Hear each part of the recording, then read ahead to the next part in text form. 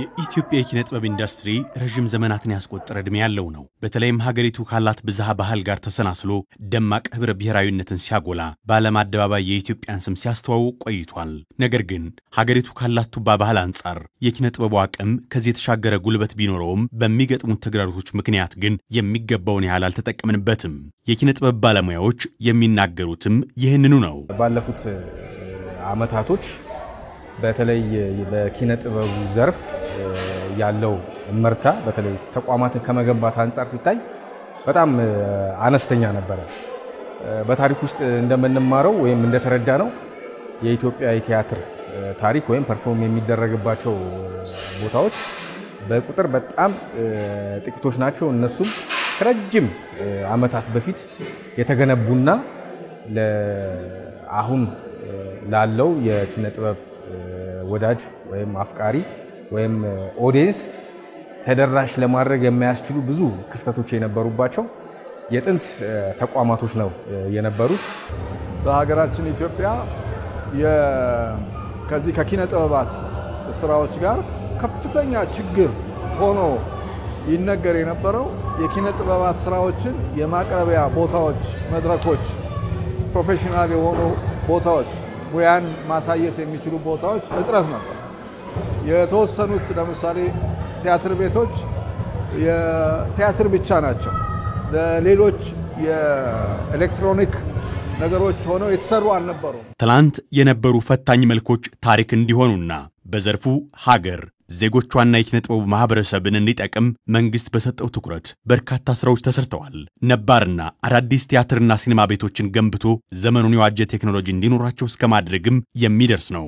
ለዚህም የህፃናትና ወጣቶች ቲያትር ኮምፕሌክስ ማሳያ ነው። እንግዲህ በተለይ ለወጣቱ በእውነት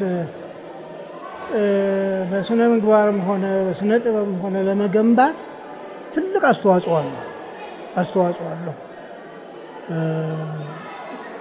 በሀገራችን የመጀመሪያው ብቸኛው ቲያትር ቤት ነው።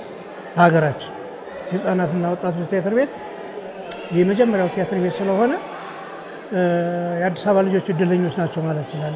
በተለይ ደግሞ አሁን ለተተኪው ትውልድ የህፃናትና የወጣቶች ማዕከል እንደመሆኑ ቲያትር ቤት እንደመሆኑ በጣም ቆንጆ ነው። ስታንዳርዱን የጠበቀ ነው። ኳሊቲውን የጠበቀ ነው። የፊልሙን ወይም ደግሞ የቲያትሩን ደረጃ እያሳደገ ያለ ቦታ ይመስለኛል ለኔ ማለት ነው። ቲያትር ቤቶች ትኩረት ተሰጥቶ ሲኒማ ቤቶች ትኩረት ተሰጥቶ ሲታደሱ ሲገነቡ በተለይ የኪነ ጥበብ አፍቃሪውን በተመቻቸ ሁኔታ ለአይኑ ደስ በሚል ሁኔታ እየገባ እንዲያይ ትልቅ የሚያመቻች ነገር ነውና ደስታን የሚፈጥር ነው። ሲኒማ ቤቶች አሉ፣ ቲያትር ቤቶች አሉ። አሁንም ትኩረት ተሰጥቶ እንደዚሁ እየተገነባ ስለሆነ ትልቅ ነገር ነው። ወደፊት ሀገራችን በወጣቶቿ ትልቅ እድል ነው ለነሱ። አዲሱ ኮምፕሌክስ ቲያትር ቤት ኪነ ጥበቡን በማንቃት ብቻ ሳይሆን ይበልጥ የኢትዮጵያን ባህል ለማስተዋወቅ በር የሚከፍት ስለመሆኑም ይነሳል። ይሄ ደግሞ የበለጠ ወደ ሌሎች ክልሎችም የሚስፋፋበት ሌሎች ክልሎችም እንደዚሁ የተለያዩ አዳራሽ የተለያዩ ዝግጅቶች የሚኖሩባቸው መሆን አለባቸው። ኢትዮጵያ እንደምታውቀው በጣም ብዙ ታሪክ አላት። ብዙ ማቅረብ የምትችላቸው ታሪኮች አሏት። እነዚህን ታሪኮች የመጡ አዲስ አበባ ላይ ኢትዮጵያ ላይ የመጡ የቱሪስቶች አገር ጎብኚዎች ለኮንፈረንስ ቱሪዝም የመጡት ለተለያየ ጉዳይ የመጡት ሰዎች የሚያዩዋቸው ኢትዮጵያን ባጭሩ የሚያዩበት ምናልባት ብዙ ቦታ ትራቨል ሳደርጉ የመጡባት ጊዜ አጭር ሆና መጥተው ግን በፊልምም በቲያትርም በምንም የሚያዩበት መድረኮች መዘጋጀታቸው በጣም ለሀገራችን የኪነ ጥበባት እድገት ትልቅ እመርታ ነው ማለት ይቻላል። እኛ ወደ ኪነ ጥበብ ዓለም ውስጥ ስንገባ እንደዚህ በልጅነታችን የተመቻቸ ነገር አልነበረም። የአሁኑ ትውልድ ደግሞ በጣም እድለኛ ነው።